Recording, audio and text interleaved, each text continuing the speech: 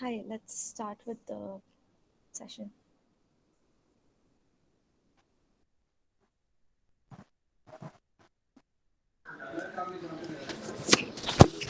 Good evening, one and all present here.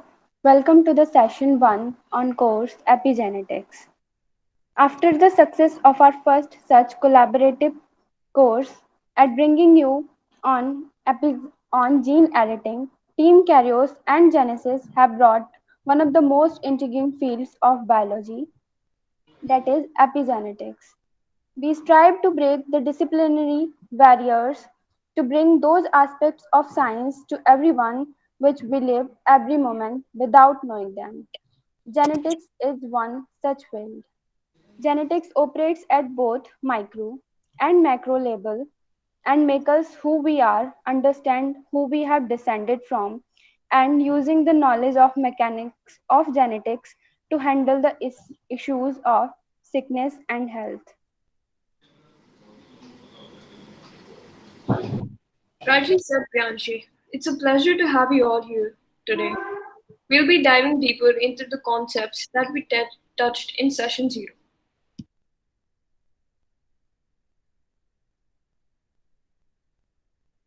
Over to Priyanshi. But don't you worry, it's not all theory, so don't miss out on any parts of the session as we have also planned amusing assignments for you all. Our mentors have put in their best efforts to make this an interactive session. So, dear participants, pull up your socks to answer some fun questions and discussion ahead. So, everyone, hold on to your breath to understand this incredible session. We hope you will enjoy it. Let's start. Let's start the session now. Over to Ishani and Bhuvan, your mentors for today. Before we start, I'd just like to ask all the participants to use the chat box and ask any questions that you have, any conceptual doubts that you want us to repeat or anything. You just use the chat box and feel free to interact with us over there.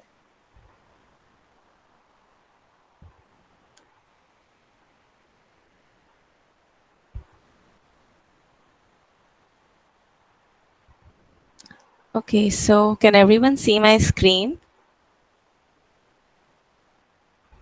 Yes. All right. So before we begin with epigenetics or any other field of genetics, let's start with the one thing that all fields of genetics have in common, and that is our DNA. So when we first think of DNA, what immediately comes to our minds is these futuristic looking pictures, or what we think of as very complicated spirals or something straight out of a sci-fi movie. But what is this molecule? So what does it do? So DNA is a molecule which has tons and tons of information about every living species on this earth. It has information about how we look, how we function, about everything. So think of think of DNA like a recipe book. So it has all the instructions for all the functions that our body performs. And this DNA is present in the nucleus of our cells in a very, very condensed form. So let's look at the cell. So imagine this. Our cell is a very efficient restaurant which functions 24/7, and the nucleus is the most important part of the restaurant, which is the kitchen. So have a look here. So this purple ball of thread which we see is actually the DNA. So this contains all the instructions, all the recipes for the food that will be produced. The food meaning the proteins that perform the functions in our body. And these proteins are delivered to all these organelles in our cell, which then proceed to perform other functions. So just look at this structure here. We see a lot of tiny pores here. So these proteins travel through these pores to go to these organelles and perform these functions. So what does DNA look like actually? Okay. So a DNA has two strands which are twisted around each other, something like a ladder if you take a ladder and twist it around, it will form such a structure. You could also imagine a spiral staircase in a building where the steps are formed by the pairing of these bases, these nitrogen bases, and the railing will form the backbone of the staircase, which is in this case a sugar phosphate backbone. So let's talk about the sugar phosphate backbone a little bit more. So if you notice this, this is a slightly more zoomed in picture or a pictorial representation of the DNA. All right. So what we can see here is one unit, except for the bases, is repeating on and on in this chain. So what is this unit? This is the most basic structural unit of a DNA chain, which is called a nucleotide. A nucleotide is made up of three components: a nitrogen base, a deoxyribose sugar, and a phosphate group. Now, a sugar in this case means a molecule which is composed of carbon, hydrogen, and oxygen. And the deoxyribose stands for the absence of one oxygen as compared to a ribose sugar. A nitrogen base is a molecule which has nitrogen, oxygen, carbon, and hydrogen, and a phosphate group. So now imagine one strand of DNA like a building, an apartment complex where each floor has one apartment each. So these sugars become your apartments or your floors, and what connects them together is the phosphate group. So then these nitrogen bases can be imagined as your dish antennas or dish TVs. So one for each floor, right? So this analogy is very useful in remembering what the backbone of DNA is actually. Okay. So now if you notice, these bases are not paired randomly. So do you see an A with a C or a G with a T? No, right? This is because these bases also follow a rule book. They have rules by which how they pair, how many bonds they form, and this pairing is known as a complementary base pairing. So adenine always pairs with thymine. So A pairs with T, forming two bonds, and G or guanine forms three bonds each with cytosine. So A will never pair with C or G will never pair with T. And these rules are developed by the DNA. This machinery is developed by the DNA to make the process more efficient and correct. So if there are any changes, suppose if A pairs with C, then it would be a mutation. It would be a change, which would cause a lot of problems. Okay. So before I start with DNA packaging, does anyone know how much DNA can actually fit into one cell? Does anyone have any idea? You can unmute and say.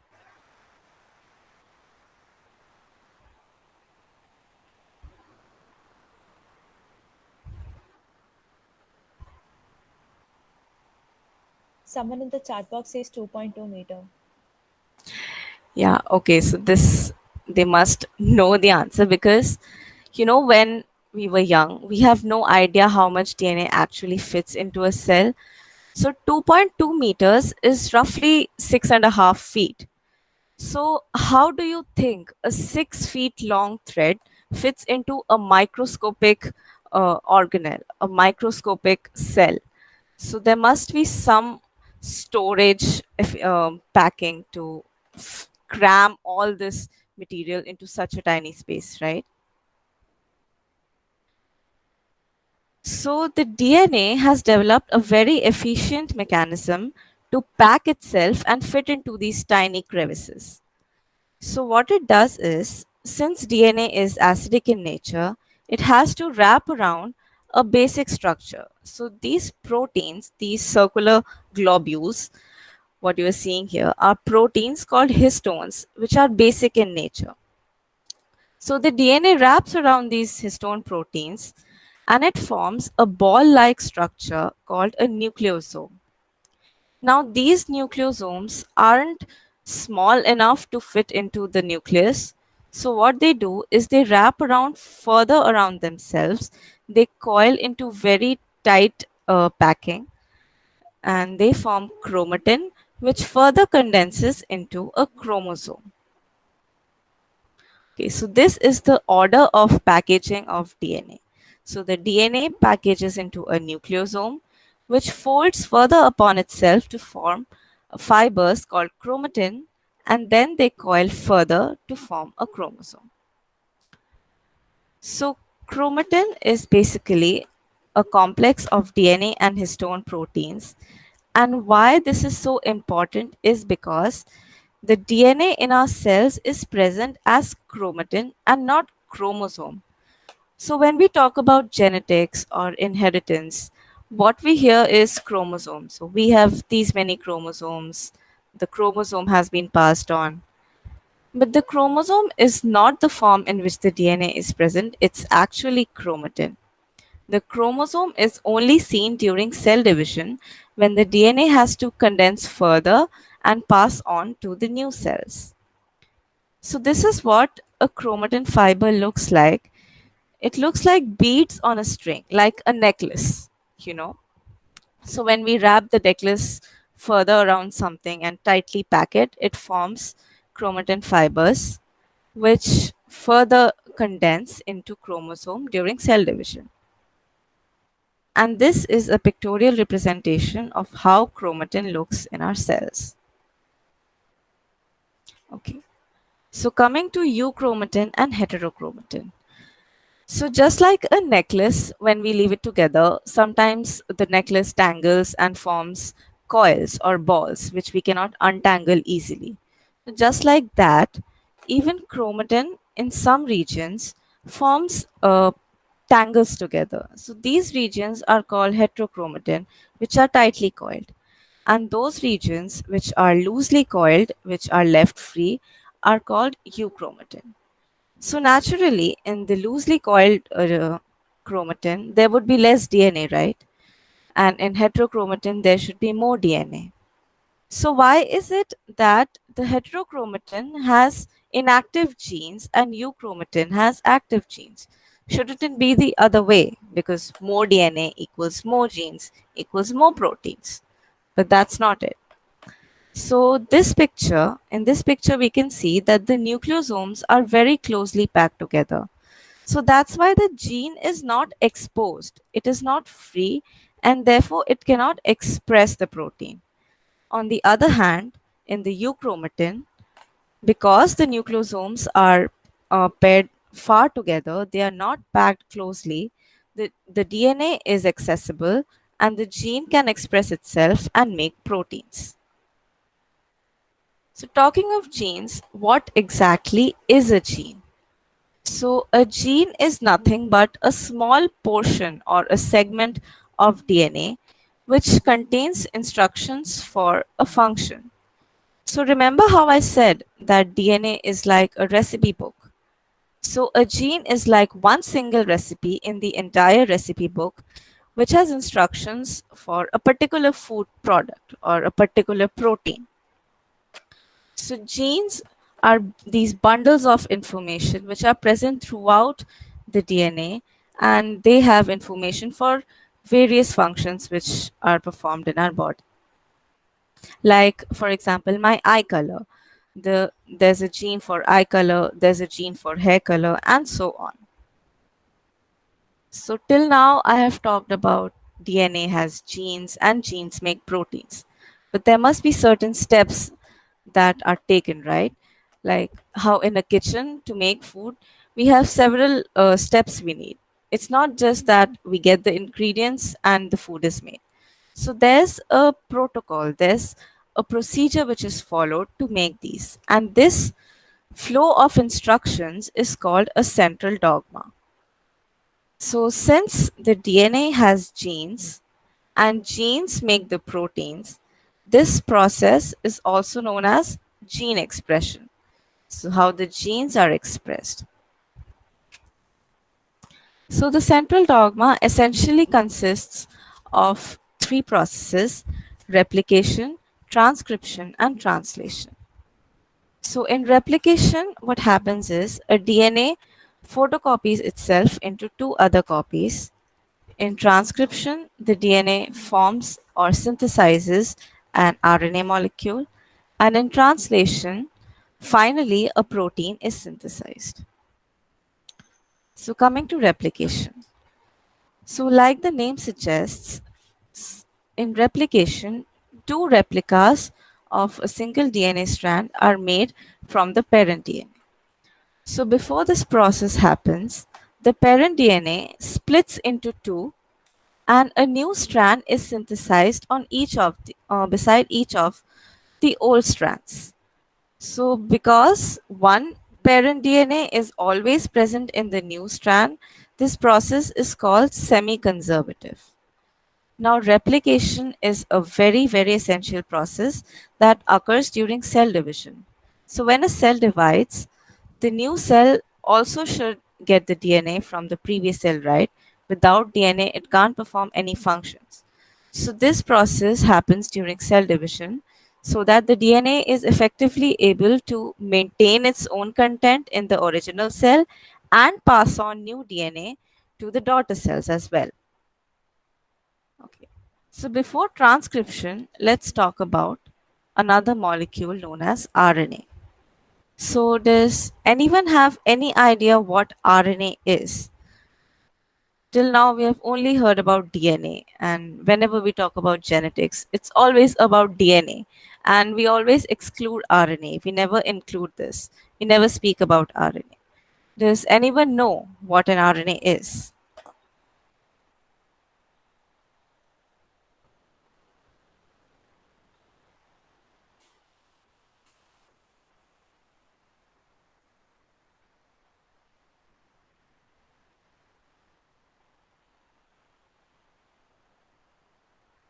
All right.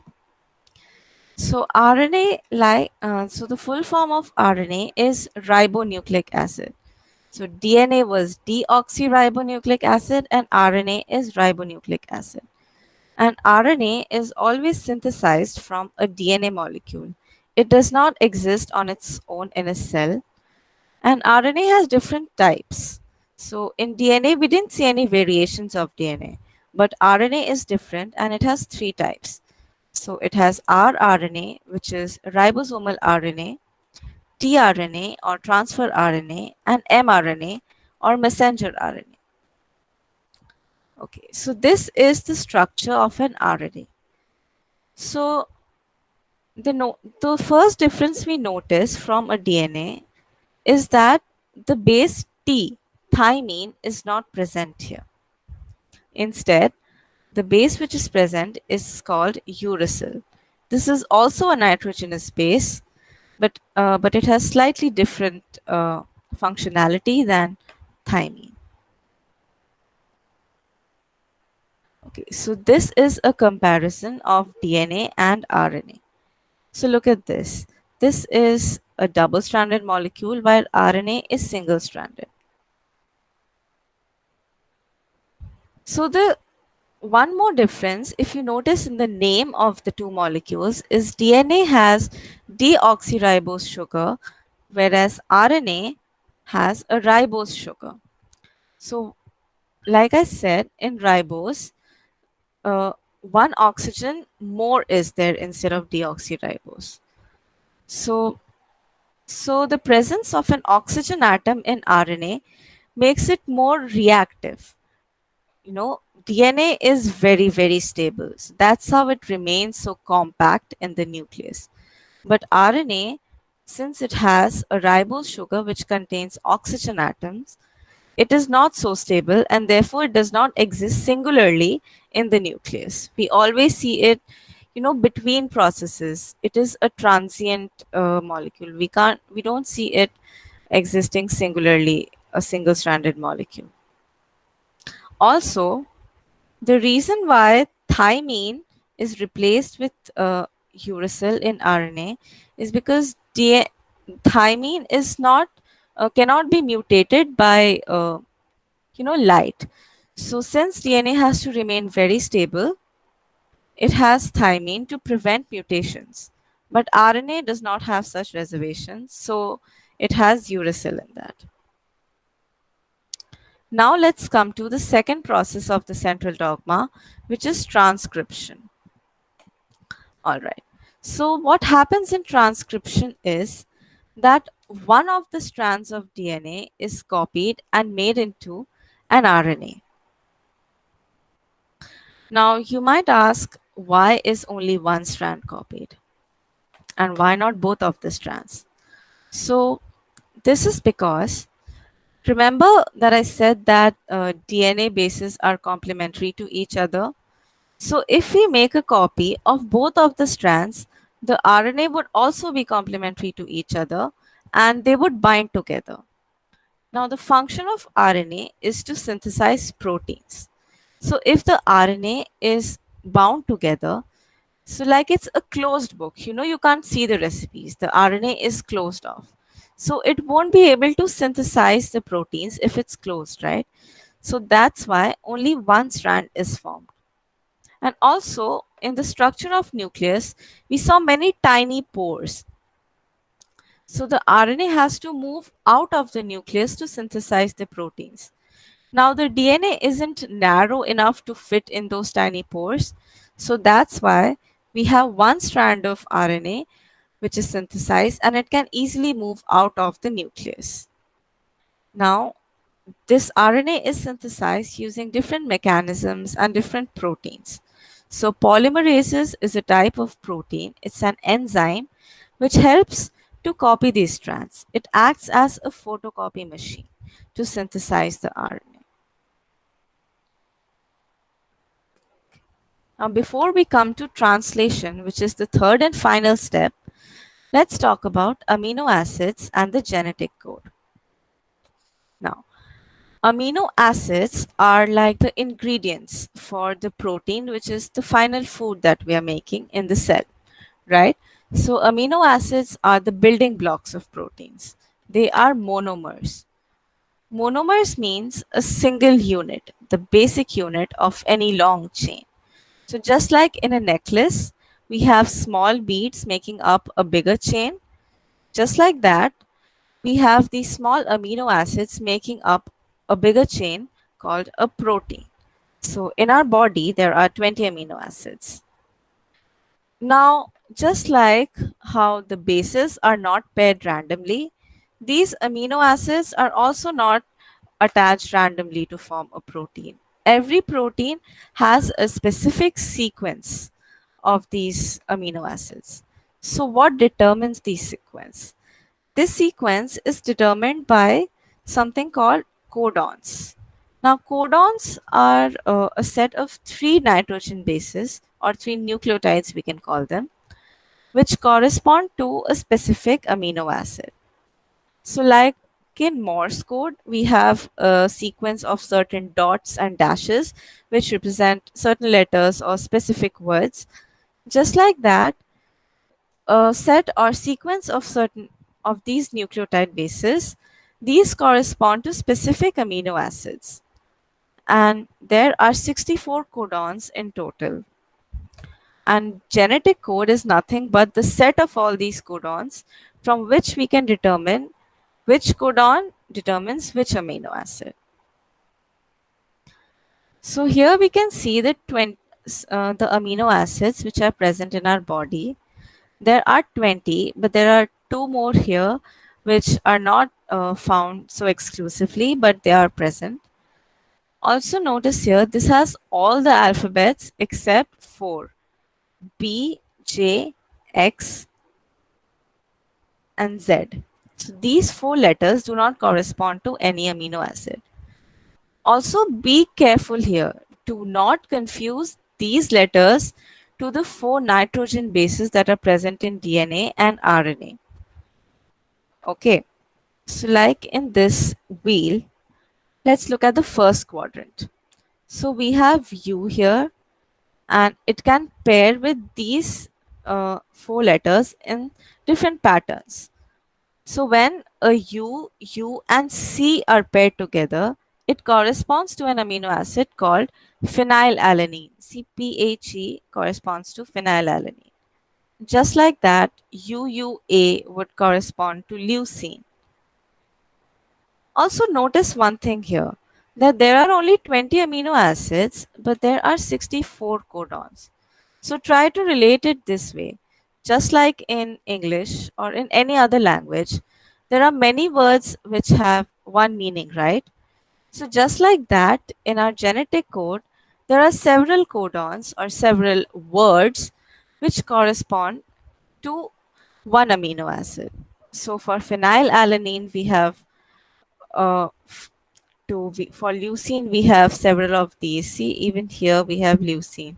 So there are multiple codons for one amino acid. So this is a larger representation of the same wheel that we saw. So you can also see the first letter, the second letter, and the third letter correspond to the amino acid. So UUU and UUC would give us phenylalanine. Similarly, UUA would give us leucine.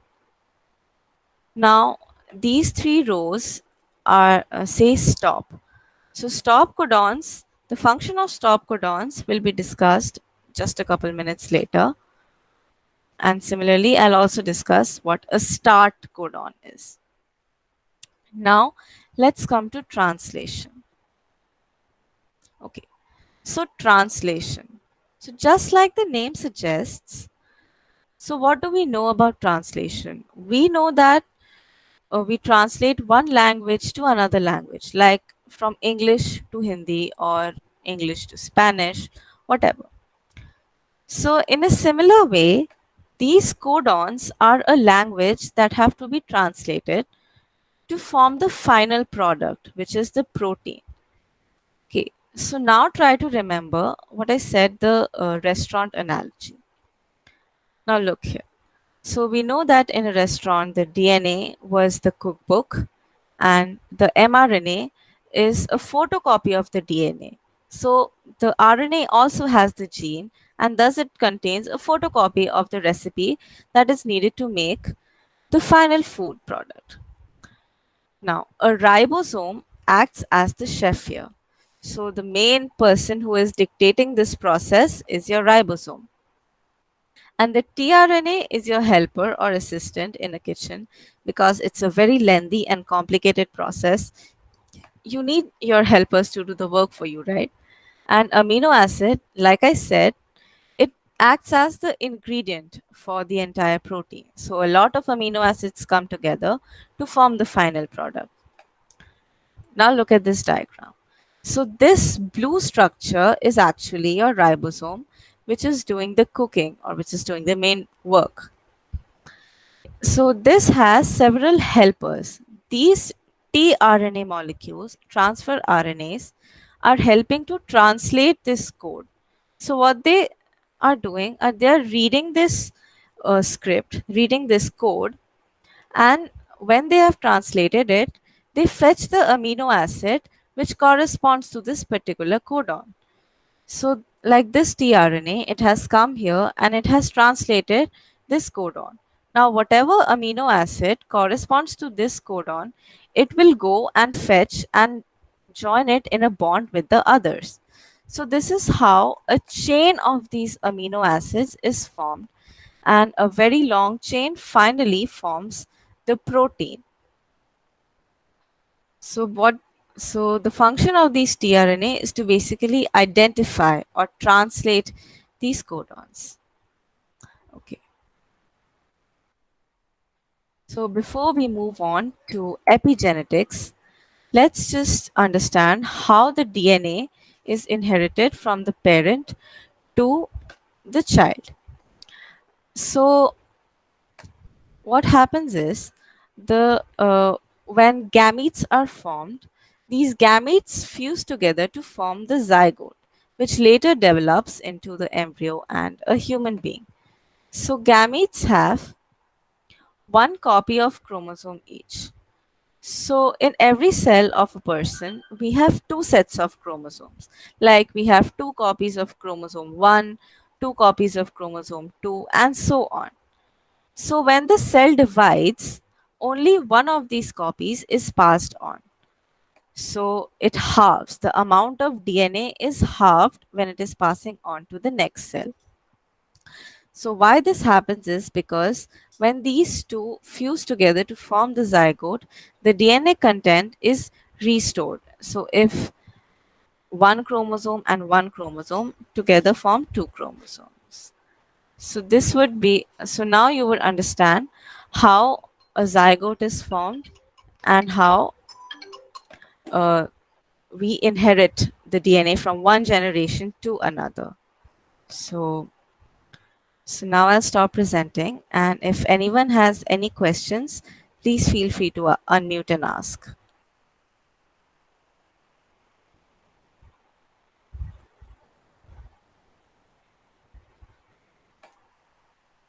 You can also put your questions in the chat box and I'll be happy to answer them.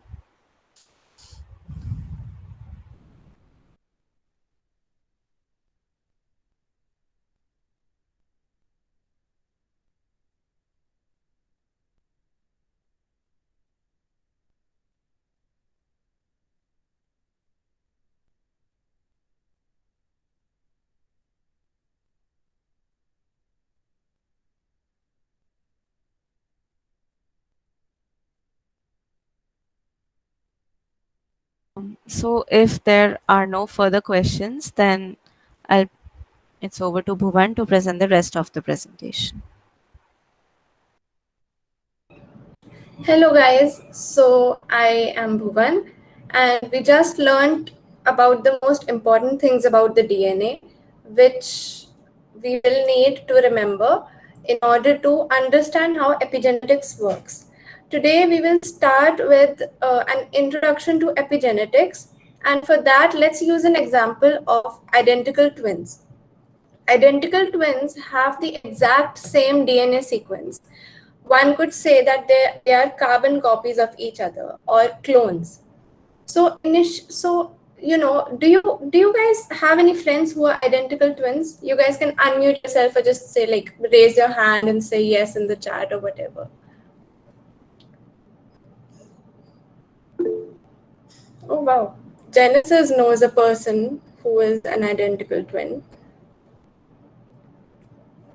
Oh, Rakshat has cousins who are identical twins. Great.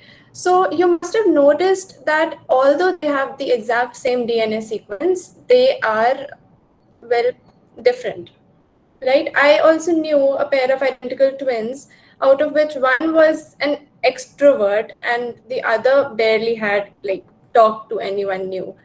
So other than that, also as twins grow, they become increasingly different over time, and this has a reason, and of course that reason is epigenetics, but the mechanisms of that we will get into in just a second. So just remember this question, that why are identical twins so different, right? So let's start with how identical twins are formed. So here we can see a mother's ovum and a father's sperm fusing, right? So when the father's sperm fuses with the mother's ovum, they form a single fertilized cell, which is called zygotes. Now, over the stages of zygote growing, it splits into two and develops as two fetuses. So a single zygote that was formed split into two and developed into two babies. And that is how identical twins are formed. Since these twins had the exact same DNA sequence when they were, well, a single cell, the twins that are formed now also have the exact same genetic sequence. This, in contrast with non-identical twins, we can see here. Is my cursor visible? Okay, anyway, in the second picture, we can see that two distinct sperms fuse with two different ovums, right? And they grow as completely different babies.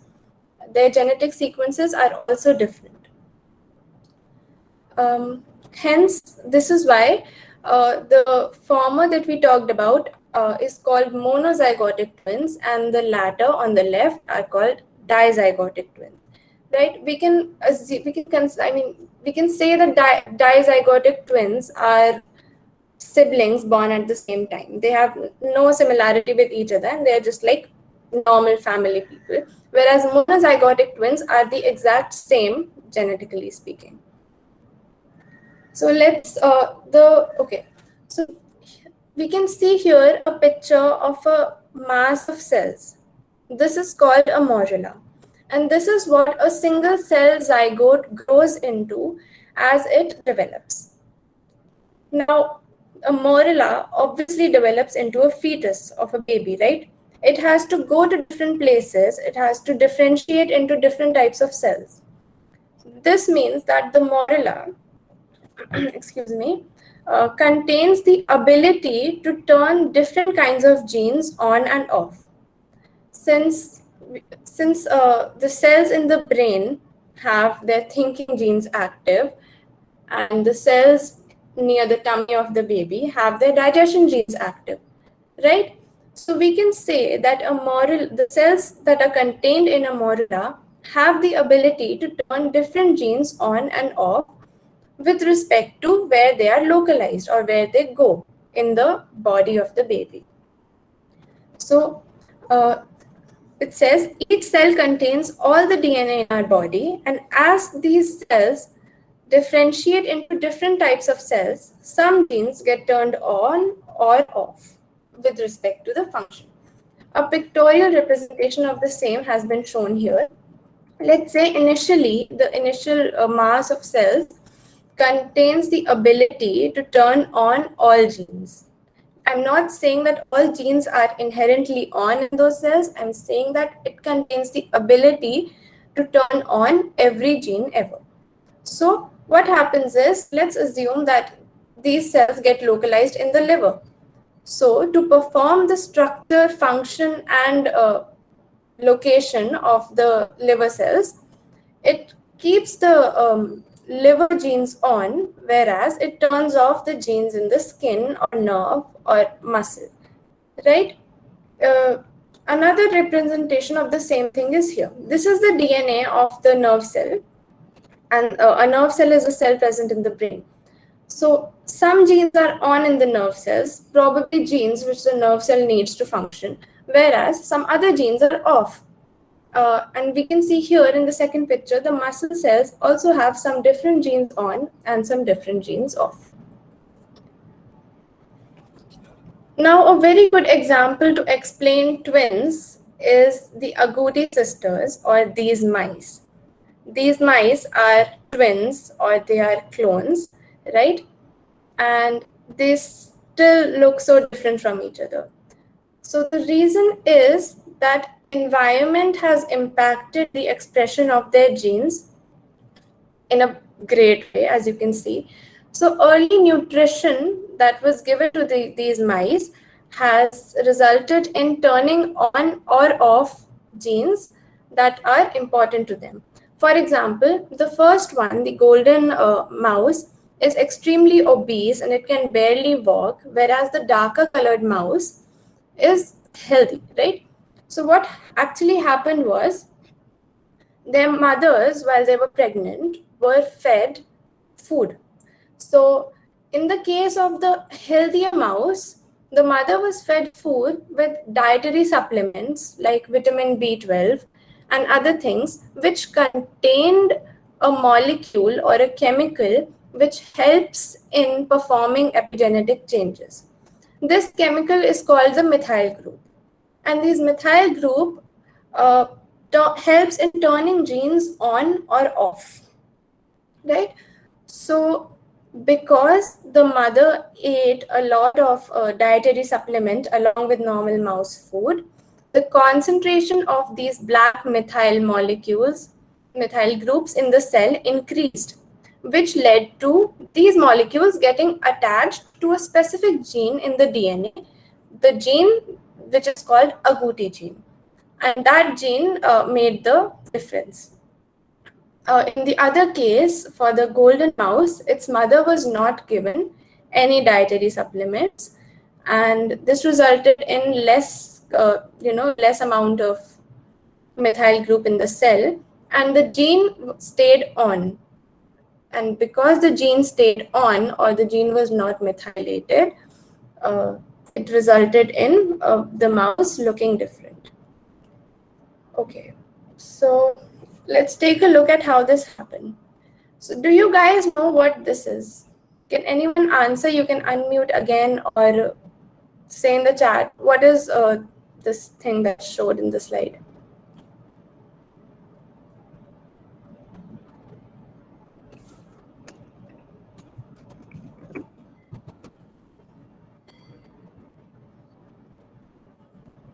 Okay.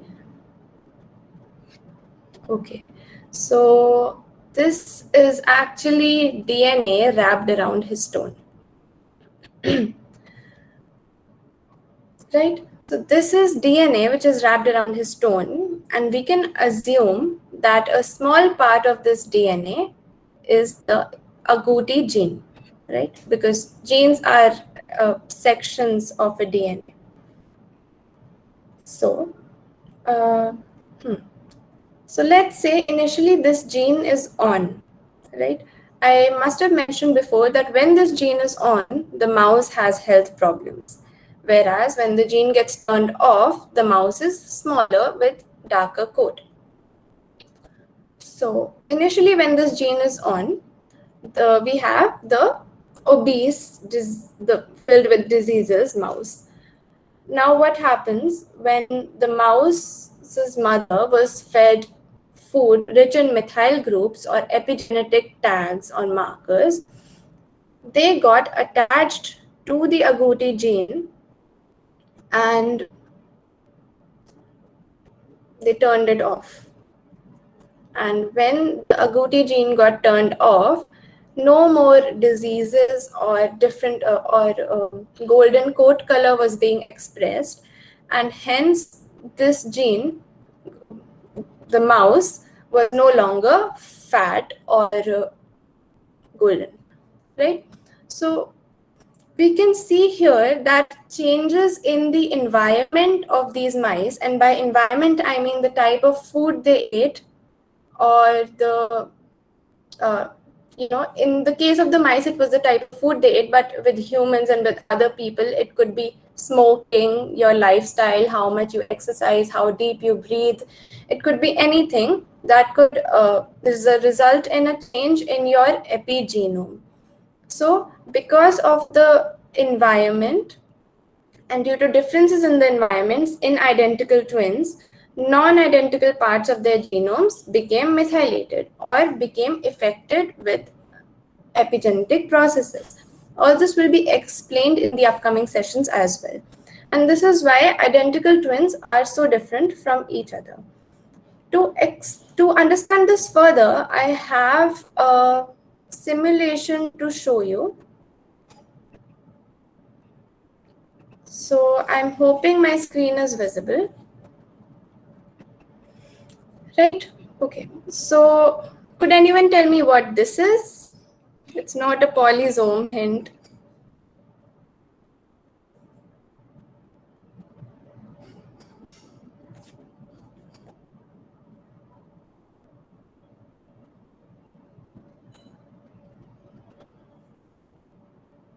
Okay, since no one's answering, it's DNA again wrapped around histone.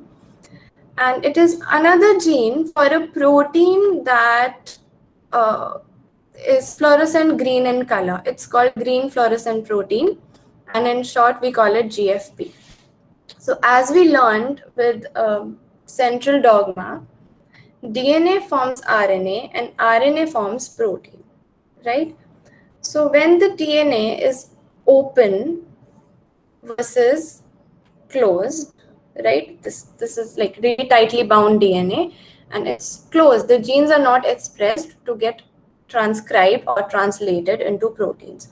So when the DNA is closed, we can see that there is barely any mRNA or there's barely any protein that is being formed, which is what happened in the case of the darker colored mice.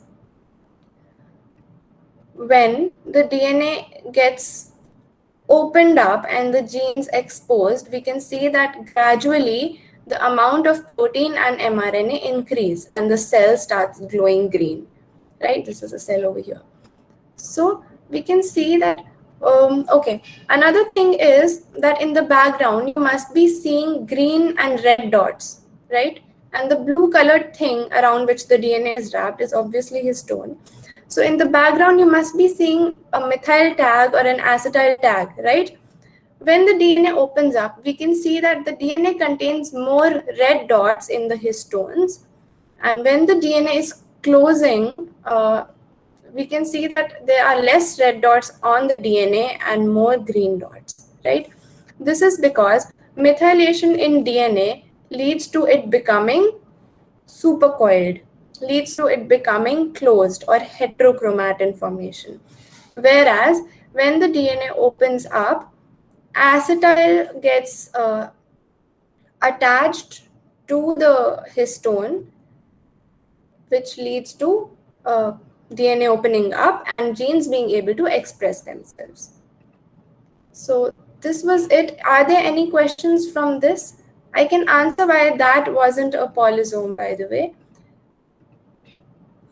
This is because if you can see the structures around which the DNA is wrapped, it contains 8 spheres, and 8 spheres means it's a histone octamer. Are there any other questions? You guys can feel free to unmute and ask.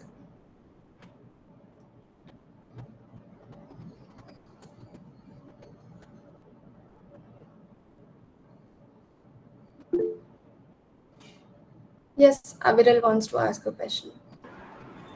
Yeah, so you mentioned that the environment affects the genes according to epigenetics. So I wanted to ask if, due to some injury, a person develops dimples on his face. So, like, will that be transferred to the person's progeny? That Mostly it feature of doesn't his. happen because most epigenetic tags get removed when DNA is being transferred from the mother to the child, and only some, I'm assuming, important ones remain. And this is a process called genome imprinting, and we will also talk about this in the upcoming sessions. But most epigenetic tags, for example, one might be associated with tattoos, or one might be associated with, as you said, injury. They get removed because we don't see a parent having a child with the same tattoo. I hope I answered your question. Yeah.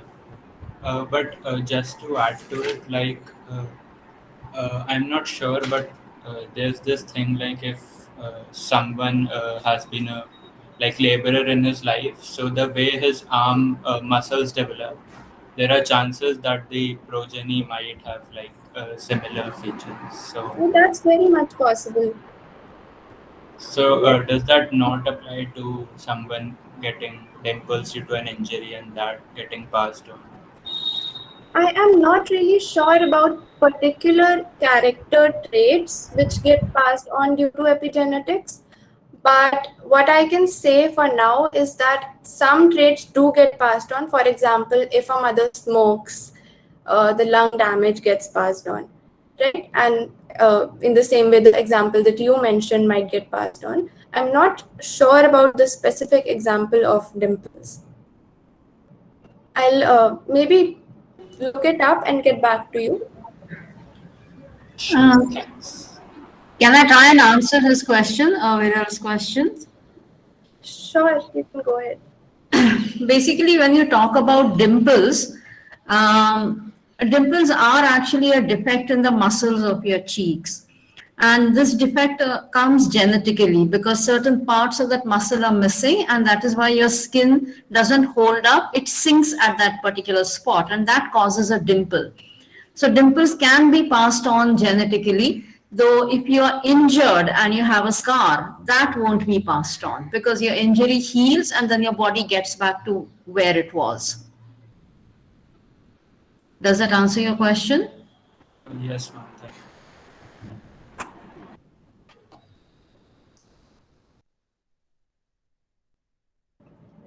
Thank you. That was a great answer to his question. Are there any other questions?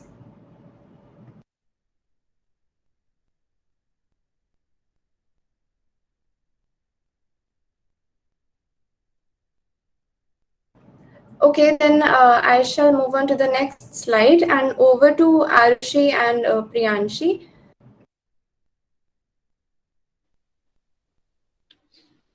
Yeah. Can you guys hear me? Yes, you're audible. All right. As you all have opted for these sessions, I'm pretty sure that you're well versed with the term, or say the definition, of epigenetics. It is by definition the study of how our behaviors, nature, nurture can cause changes that affect the way that our genes work.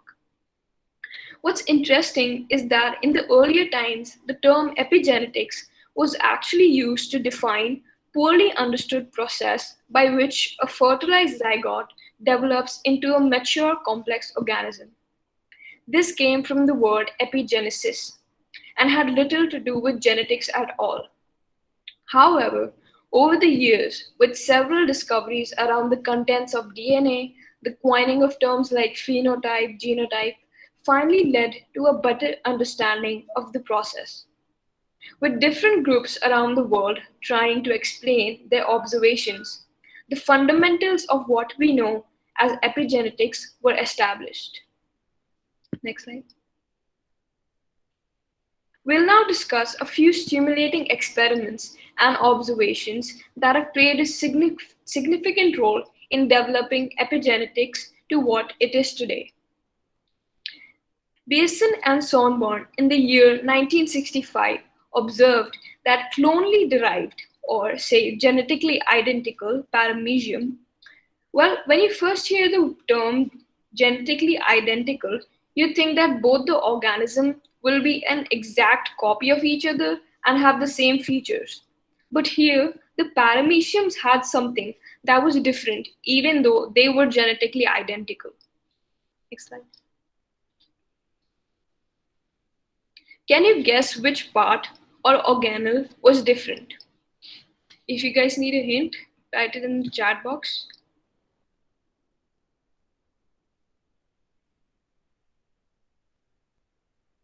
I'll give the hint anyways. No. Here's the hint. It helps in the movement of the organism. Yes, you're right. Next slide. Yeah. So the ciliary pattern, frequency, direction, and way in which the cilia beats so the organism can move, all of these were different. Ciliates were further studied to understand the epigenetic phenomenon. This video here shows movements of cilia under a microscope. So let's watch it.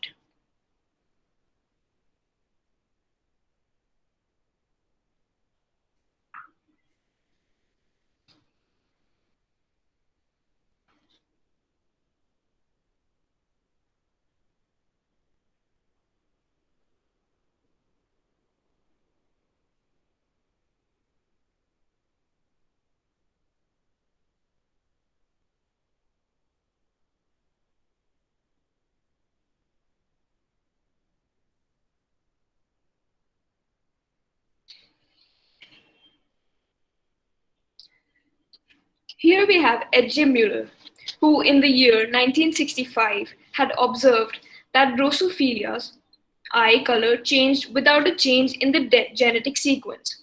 Drosophila is simply put a fruit fly. A normal drosophile has red eyes, while the mutant one has white.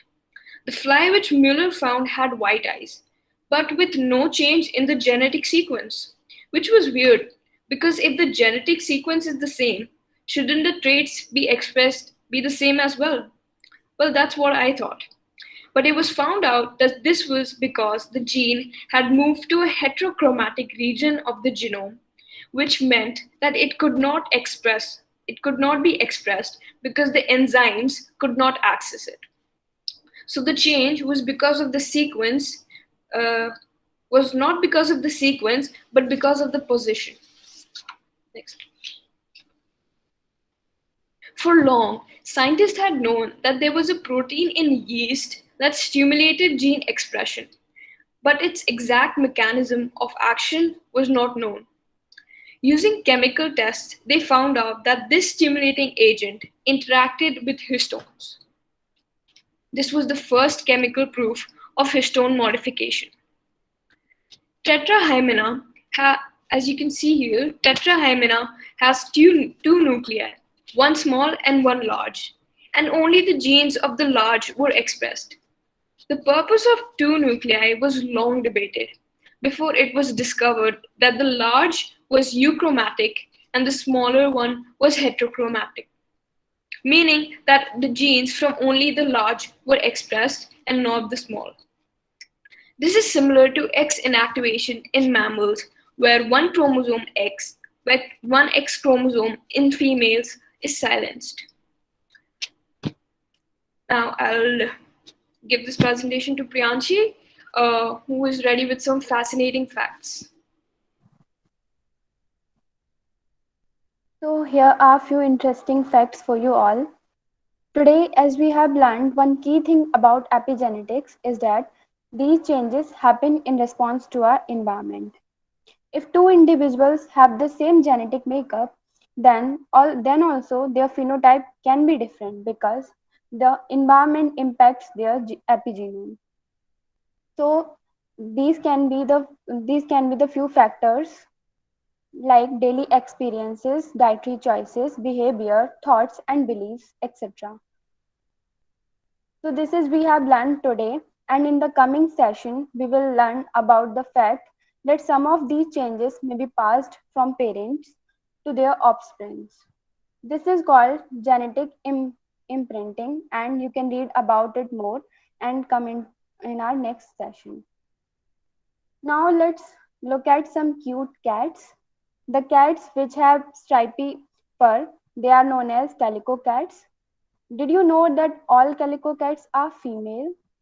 Do you have any answer about this?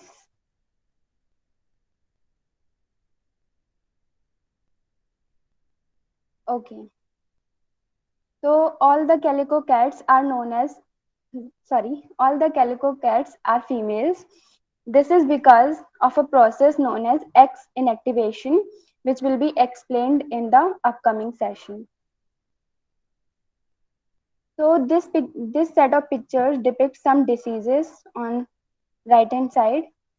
Have you ever wondered if any epigenetics is related to disease progression? So in today's time of pandemic, it is essential to know about the genetic and epigenetic patterns of the impact of COVID-19 virus on our body. In the upcoming session, we will explore more about this. So till then, you also read about this and be prepared. Okay, so after this, we will be circulating a link to the Google form which contains an assignment. So the main essence of that assignment would be it contains two questions.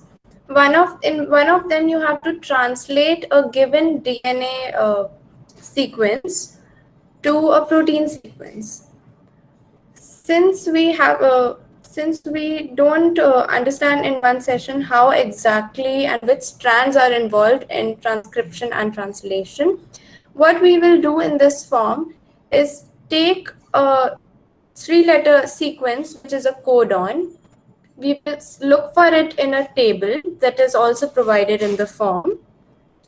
And we will look for the amino acid that it codes for. For example, first we have ATG, right? ATG is a start codon and it codes for methionine.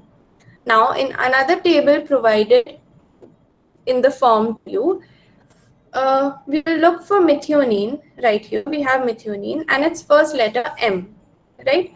So in the same way, we will do for all the codons that are present in the DNA.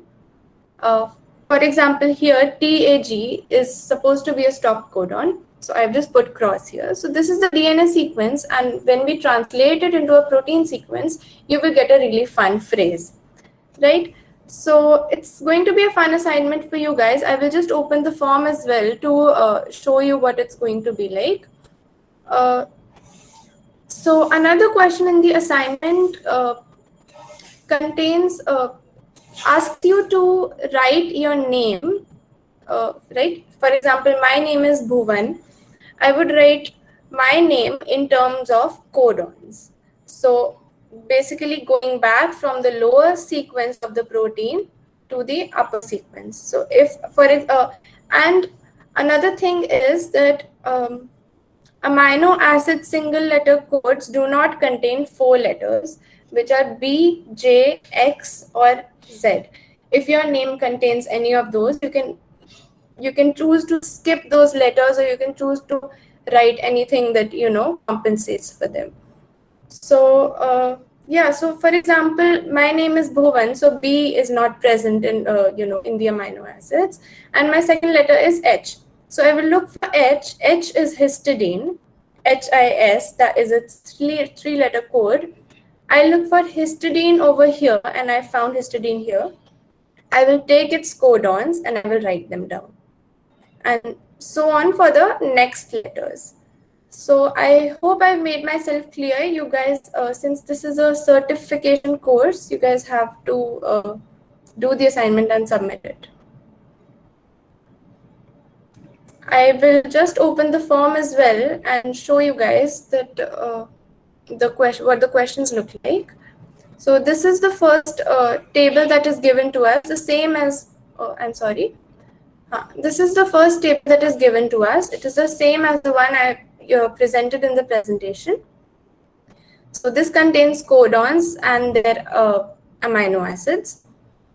Then using this table and this table given here, you have to decode the sequence of nucleotides that is given to you in this question. And then for the next question, you have to write your name as a DNA sequence, right? For example, Kartavya would translate to this in a DNA sequence. So that's basically it. Okay, this was our presentation for today. I hope you guys learned something and I hope you guys enjoyed. And we look forward to see you in the next sessions, and we hope to see your assignments. This slide shows a set of simulations and links for further learning that you can do. And that would be it from my side.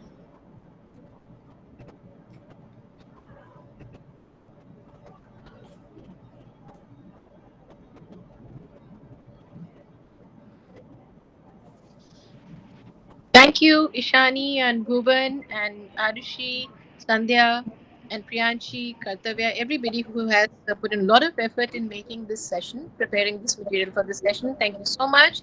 This was a wonderful session.